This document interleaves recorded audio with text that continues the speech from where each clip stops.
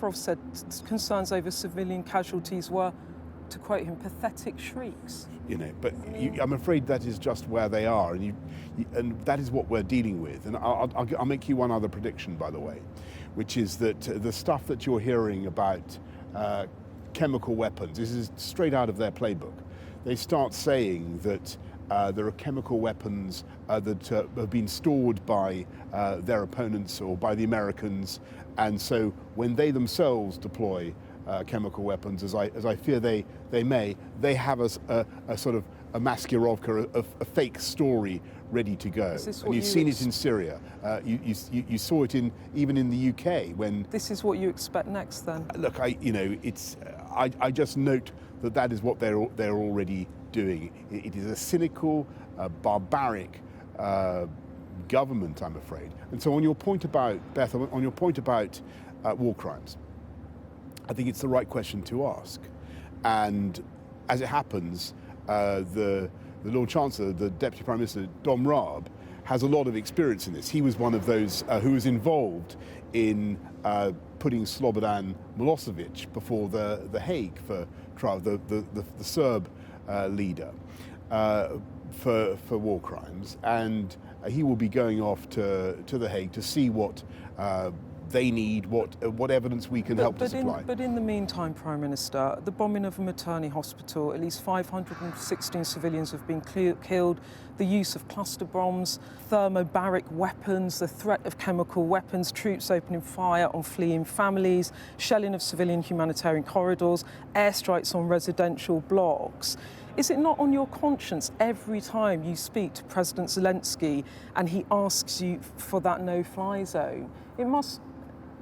It is. How can you not? It's terrible. I've got to say, it's absolutely terrible. And I've got a massive admiration for Volodymyr Zelensky. And I think any leader in his position would be saying exactly the same thing.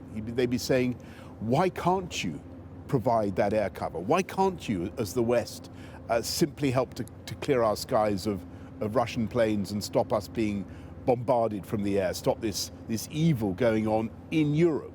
And you know, we've had some very frank conversations, and ones in which have been deeply upsetting. You won't because do it.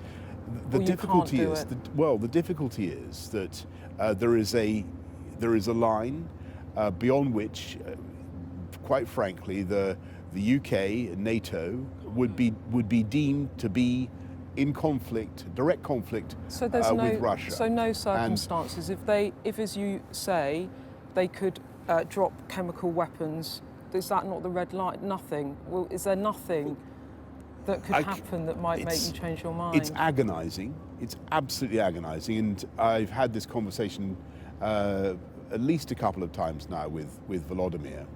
But I think the difficulty is that it would require me to order RAF jets, UK pilots, into the air with a mission to shoot down Russian fast jets. And that is something that all my life, literally all my life, all my childhood, I remember something that we did everything we possibly could to avert, because that would be conflict between two P5 nuclear powers, just to be clear, two members of the Security Council. No circumstances can that happen? Is that what you're saying? I think we've got to be realistic, and we're going to do everything we can to support the Ukrainian people, to support the amazing, heroic Ukrainian resistance, and we're doing more and more with support with air defences, with anti-tank weaponry, and all that kind of thing. I don't want to go into the details, but I think our viewers know roughly what we're doing. It has been ramped up, but that is effectively a defensive measure. But I just want to stress that there's no Western country where that is on the agenda.